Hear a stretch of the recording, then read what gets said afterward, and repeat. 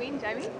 Yeah, it's always good to win on the road, and I don't think I've ever won at the SCG, so it was the way we won as well was really positive, and it's going to give us a lot of confidence, I think, going forward. Mason Wood's game was pretty great. What did you make of it? Yeah, he's exceptional. I think to come in and everyone's always known Mason Wood has got a lot of talent, and hasn't had the best of luck with injuries, but to come in and he kicked 6 or 7 in the VFL last week, and especially that last quarter last night was something special. So yeah, he's going to be a really important player for us. A win like that, what does that do for the group for the year? I mean, it's just it does wonders really for your confidence. Confidence is probably the key. I think whenever you have a win like that, I think you sort of start believing and you get some good belief in what you're doing, and when you're playing in a certain way and you're not getting the results, sometimes you can lose a bit of faith in what you're doing. But when you get that reinforcement, I know going forward now the guys will just know that we can look back on this game for weeks to come and go, we know we can do it. So we're looking forward to what lies ahead. September's now a reality. I mean, you're in the fight for the 8, so I mean, I guess that's hopefully now the expectation at the end of the year. You're still there.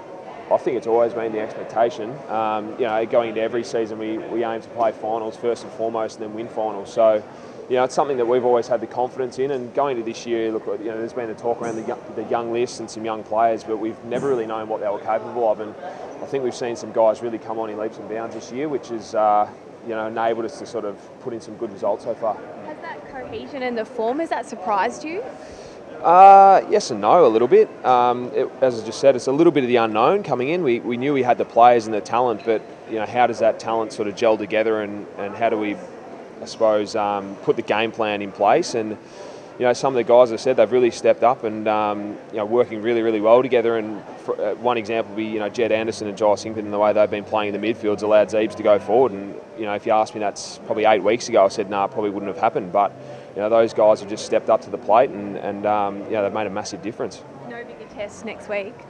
Yeah, I know. It's they keep coming in this game. Sydney followed by the reigning premiers. So look, we've got an 8-day break, so we'll look to freshen up. And they play today, so we'll have a bit of a look at them. And then they got us by about 70 points in the JLT. So no doubt we'll look at those tapes. But look, that'll really tell us where we're at.